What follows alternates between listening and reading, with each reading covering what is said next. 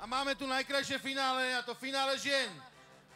Prvou finalistkou hráčka prvej Dartku Brezno, slovenská reprezentantka, niekoľkonásobná majsterka Európy, Lucia Jankovská.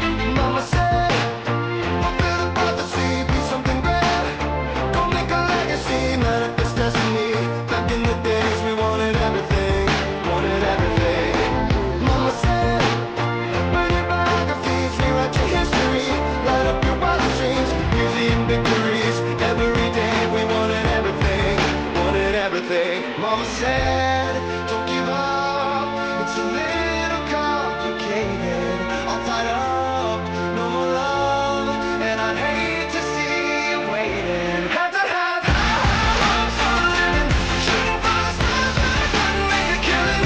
Didn't have a time, but I always had a vision, always had hopes. Had to have hopes for a living, didn't know how, but I always had a feeling I was gonna be that one in a million. Always had hopes. Mama said, Ferrari is swinging possessed. No a proti majsterke Európy pôjde majsterka sveta, hráčka Dartku Nitra, slovenská reprezentantka Martina Sulovská. Ja by som ťa, dievča, ľúbil, keby si sa trošku smiala. Stále máš celý deň vážnu tvár. Vieš dobre, že nie som skúpy na pohľady, ktoré pália. Skús usmiať sa, veď je to krásny dar. Smiech zažne ti líčka, smiech schová žiaľ, do tvojho sníčka dá ti dar, dar, ktorý v nás rozhojdá čar, dá srdc. Smiech zohreje ústa, smiech je náš dážď, žiaľ smetná pusta, nech tedy hrá kapela chýrna, čar dá z dvoch srdc. Keď sa dvaja veľmi ľúbia, píšu v tanci nežné básne, viem.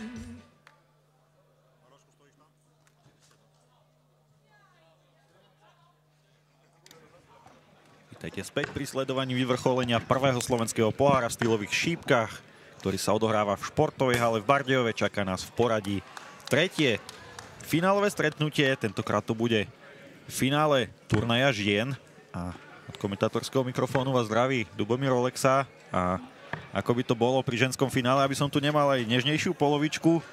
Vítam tu moju dobrú kolegyňu Henrietu Holu. Heňa, vítaj. Dobrý večer. Heňa, absolútne nečakané finále. Kto by to bol povedal, vôbec by som nečakal, že sa tieto dve ženy stretnú vo finále. Samozrejme žartujem, pretože sú to naše reprezentantky a dlhoročné stálice. Čo k tomuto povedať, Heňa? Koho môžeme favorizovať? To sa nedá. To sa nedá. Tu asi nie je favoritka. Tu nie je favorit, určite nie. Je to už určite XT. Myslím si, že ani sa nedajú zrátať tie spoločné zápasy, ktoré oni odohrali proti sebe. Takže ako je veľmi, veľmi ťažké povedať. Ako povedal Miro Koller, je to majsterka Európy proti majsterke sveta, takže uvidíme, čo to bude. Takže takýto majstrovský zápas na prvom slovenskom pohári v tomto roku. Takže v finále žiadne prekvapenie.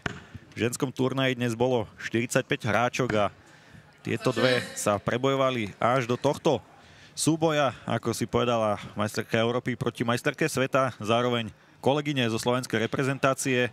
Áno, presne, o týždeň 22. septembra sa začína Svetový pohár majstrovstva sveta v Koreji a obidve budú reprezentovať Slovensko. Tak budeme im samozrejme na diaľku držať palce.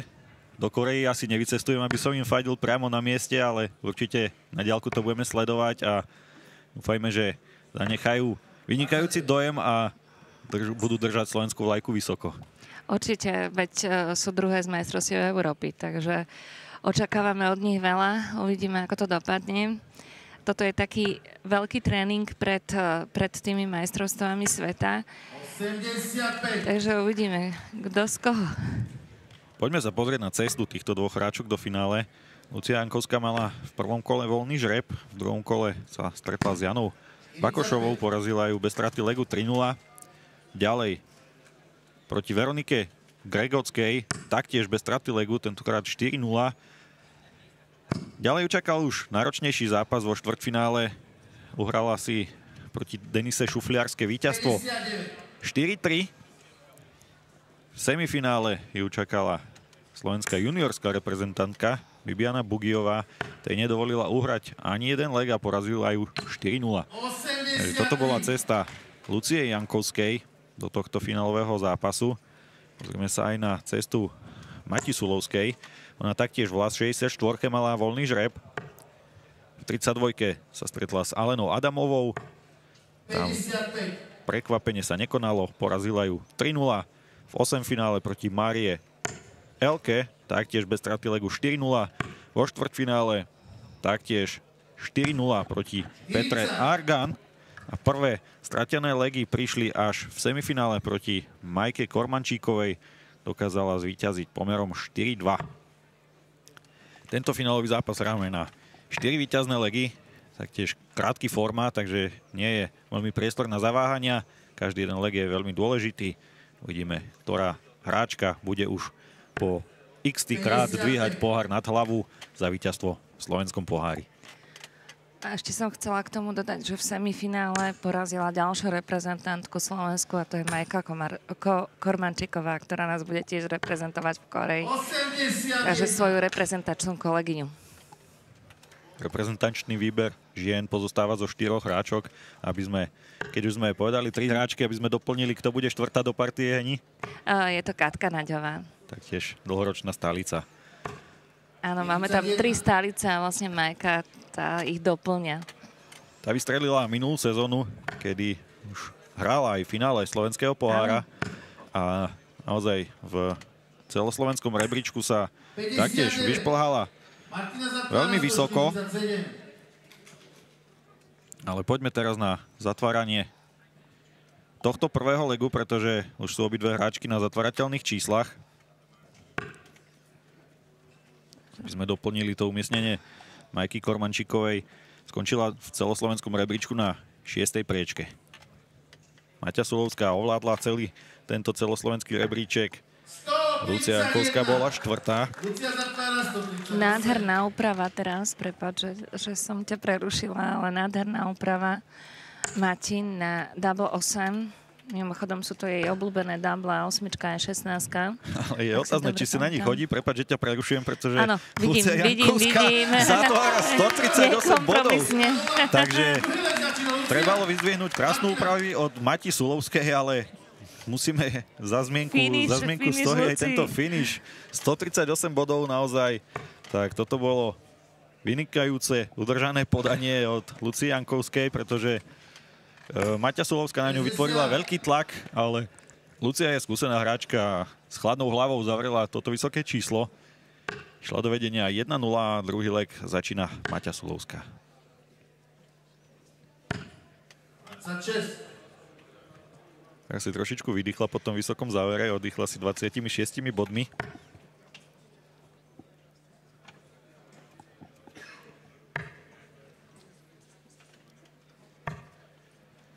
To bolo spomenuté aj pri nástupoch, tak Lucia Jankovská reprezentuje alebo hráva za klub, za prvý dart klub Brezno a Martina Sulovská hráva za Nitriansky DC. 60. Zatiaľ solidné priemery na jednej či druhej strane. Maťa Sulovská dokonca nad 60, Lucia Jankovská tesne pod 60. Sme síce ešte iba v druhom legu, ale baby ukázali, že šípky vedia hrať, že šípky hrať nezabudli. To už vieme dávno, že šípky hrať vedia, nakoľko majú medzinárodných skúseností na rozdávanie. Ale že cez leto nestratili ani štipku zo svojej formy počas pauzy v slovenskej sezóne. Cez leto sa šípky na celoslovenskej úrovni nehrávali, slovenské poháre neboli. Boli také menšie lokálne turnaje, samozrejme bežali, ale teraz začína nová sezóna až v septembri. Druhý slovenský pohár nás bude čakať v novembri. Ale musím povedať, že poctivo trénovali obidve, pretože sme boli spojení počas leta, hlavne kvôli teda tomu svetovému poháru v Koreji. A obidve trénovali naozaj ako poctivo, niekoľko fáz mali tréningových. A pokiaľ viem, tak Maťa dokonca mala terč aj v práci, takže trénovali. Spojila príjemné s užitočným. A keď si potrebovala trošičku v práci prísť na iné myšlienky, tak zobrala do ruky šípky a potrénovala. Ešte môžeme spomenúť, že obidve teda majú partnerov životných, ktorí tiež hrávajú šípky. A už dokonca sme v juniorskej kategórii videli hrať Matinu dceru. 57. Takže sú to všetko šípkarské rodiny. Takže majú doma zázemie a podporu, čo je veľmi dôležité. Že sa môžu naplno venovať svojmu koničku a majú v tomto oporu aj doma. Maťa Sulovská už je na zatvárateľnom čísle. 150 je náročné číslo, ale dá sa zavrieť. Po prvej šípke je jasné, že 150 zatvárať nebudeme. Potrebovala byť triple teraz, aby si lepšie upravila. Bolo to tesné, ale šípka padla do singlovej hodnoty. Lucia taktiež bude iba upravovať.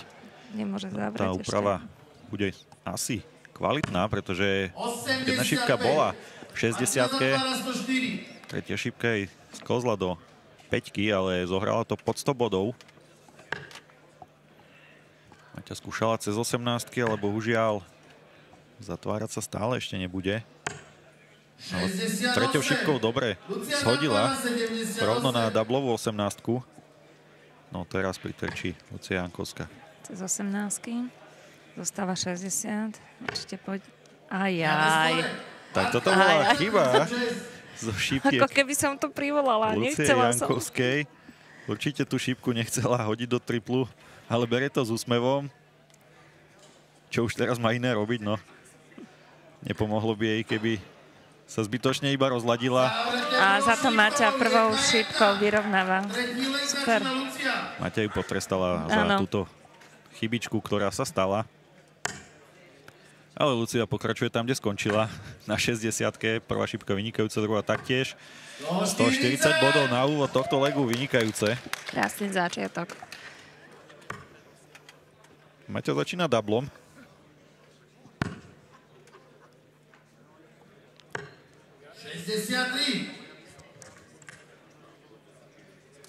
Lucia začala o čosi lepšie do tohto tretieho legu. 140-ka na úvod bola dobrá. Maťa neodpovedala rovnakou kartou a Lucia nadväzuje na 140-ku teraz stovkou, takže veľmi dobre vstúpila do tohto tretieho legu a položila základ toho, aby si mohla udržať podanie. Zvýšili sa im aj priemery, majú také skoro rovnaké na 64, čiže celkom pekné.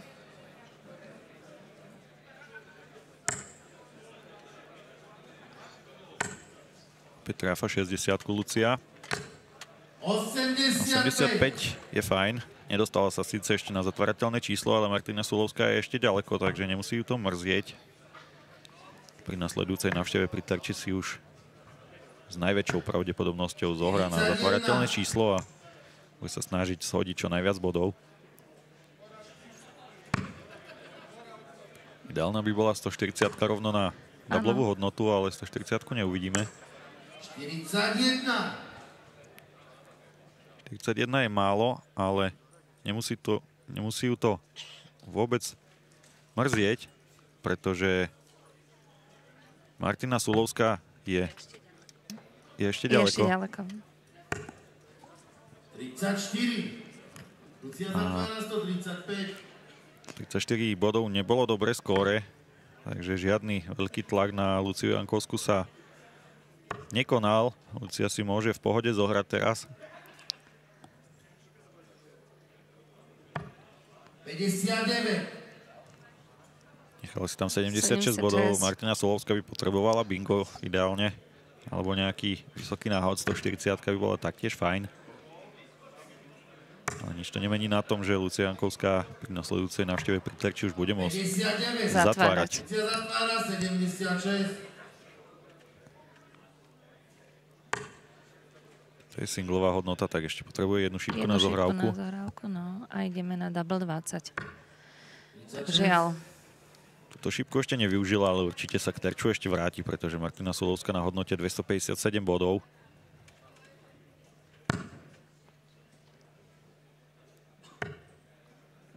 Šípka je skvelá. Potrebovala by ešte jeden veľký triple, aby aspoň aký taký tlak vytvorila na svoju superku. Kontroluje skóre u rozhodcu. 68. Lucia zatvára 40. Uvidíme. Veľmi tesná šípka. Veľmi. Podhodila do segmentu double 10 a jedna šipka, žiaľ. Martina stále ešte nemôže zatvárať, takže Lucia sa vráti ešte na doublovú desiatku na terč.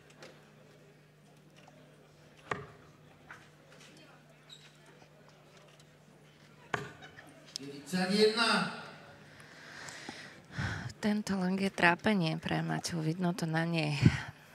Nie je spokojná, ale Lexa hrá až do konca, stále ešte nič nie je stratené. Hodila vedľajší double. Ale cez dva double môže byť. Videli sme to aj v juniorskom finále, keď sa Miškovi Markevičovi podarilo zavrieť cez dva double 8. Tak vidíme double aj u žien, konkrétne double 6, double 4 od Lucie Jankovskej a znamenalo to vedenie 2-1. Do štvrtého legu začína Maťa Sulovská. Sme spomínali, že majú obrovské úspechy z medzinárodných turnajov. Jedna je majsterka Európy, druhá majsterka sveta, tak netreba zabúdať aj na naše tituly. Sú to niekoľkonásobné majsterky Slovenska, niekoľkonásobné víťazky slovenských pohárov. Ten počet určite z hlavy vám nepoviem, ale tých titulov je strašne veľa. Sú to dlhoročné stálice, vyhrávajú alebo stretávajú sa vo finále minimálne raz, dvakrát, keď nie trikrát ročne na slovenských pohároch. Minulú sezónu tam vyskočili aj iné hráčky, Denisa Šufliarská a Majka Kormančíková taktiež bola vo finále. Takže... Myslím, že aj Katka bola. Aj Katka Naďová bola určite. Katka Naďová bola určite.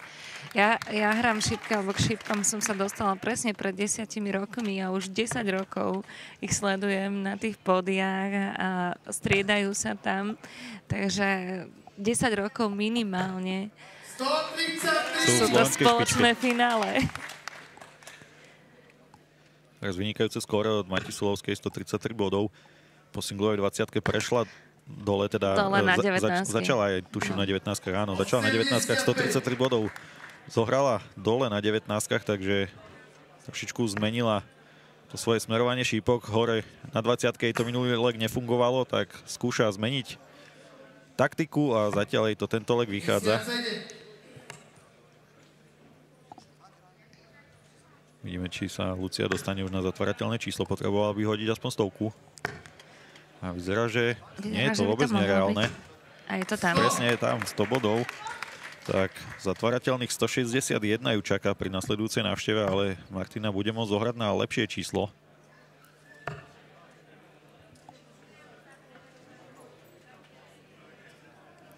Hľadá cestu do triplu. Trošičku si musela odstúpiť.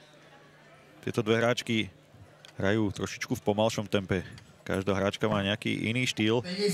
Samozrejme, to nie je žiadna chyba alebo žiadna vada. Každému vyhovuje niečo iné. Niekomu vyhovuje rýchle tempo, niekto sa viac sústreďuje na tie šípky, potrebuje viacej sústredenia a rozvahy. Takže trošičku pomalšie tempo v tomto zápase. Ale ak im to takto vyhovuje, tak je to dobré. Maťa veľmi často odstupuje od terča, potrebuje si to nejako zrovnať, aj ruky, aj hlavu. Pre ňu je to úplne typické. Myslím si, že na každom zápase to môžeme vidieť, že potrebuje si odstúpiť, potrebuje si rozmyslieť. 88. Práve keď si to vravila, tak presne sa tak dialo. Áno, Odstúpila si po 2 šípkach a robila dobre, sústredila sa, hodila poslednú šípku, trafila 54 bodov na triplovej 18. Takže určite to má pre ňu nejaký zmysel. Ak to mám odsledované u žien, tak väčšinou 3. šípka je takzvané zahodená. Preto Maťa, keď som sa aj pýtala na to, že väčšinou je to po 2. šípke si odstúpi, tak je to práve preto, že potrebuje si to rozmyslieť. Teraz už mala šancu zatvárať a vyrovnať na 2-2, ale svoju šancu nevyužila a Lucia Jankovská môže potrestať a toto by bol dôležitý moment v tomto zápase, pokiaľ by sa jej to podarilo. Áno. Tesne u susedov. Takže ideme na double 19. A je to tam. Takže opäť double od Lucie Jankovskej. Druhý leg po sebe nám to predviedla. Asi to tak síce neplánovala ani v predchádzajúcom legu, ani v tomto legu, ale vyšlo jej to tak. Takže je to super, vedie 3-1 a pokiaľ si teraz udrží podanie, tak sa stane víťazkou prvého slovenského pohára práve ona. Maťa Solovská už nemá na čo čakať, potrebuje 3 legy v rade. 95. Ale dobrý úvod od Lucie Jankovskej. Priemer stále na 60 bodov. Zápas má dobrú kvalitu. Ale šípky sú nevyspytateľné. Aj včera na Nike Darts Liga sme videli iné otočenia skóre. 95. Takže ono, dá sa otočiť všetko, nie? Šípky sú v tom krásne, že hrá sa až do posledného dublu. Nie je nikdy rozhodnuté, pokiaľ nie je hodený ten posledný rozhodujúci double. Takže otočky vydáme pomerne často. Škoda poslednej šípky od Lucie Jankovskej. 120 bodov je skvelých, ale mohlo to byť ešte o čosi lepšie. Mohli sme vidieť prvé bingo tohto zápasu. Odhľadnúť do toho má aj tak Lucia Jankovská výborne rozohratý tento leg. 95-120 pri svojom podaní. Má nejaký zhruba 60-bodový náskok a pokračuje v skvelom skórovaní. Vyzerá to tak, že tento zápas chce si rýchlo ukončiť. Áno. Ale ešte nie sme pri poslednej šípke. Tak.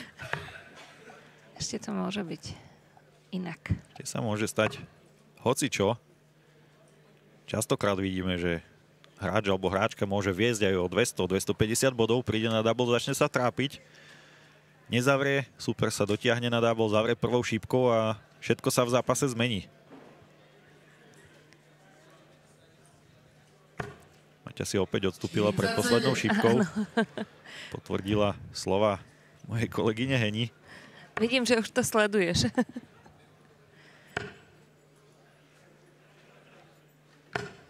Lucia, výborná stovka.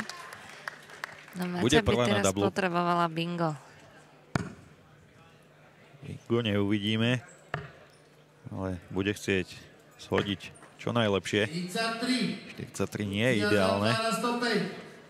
A tak 105 bodov delí Luciu Jankovskú od víťazstva v tomto slovenskom pohári. Musela sa pozrieť, kam tá šípka doletela. Myslím, že je to double 3. To určite nechcela.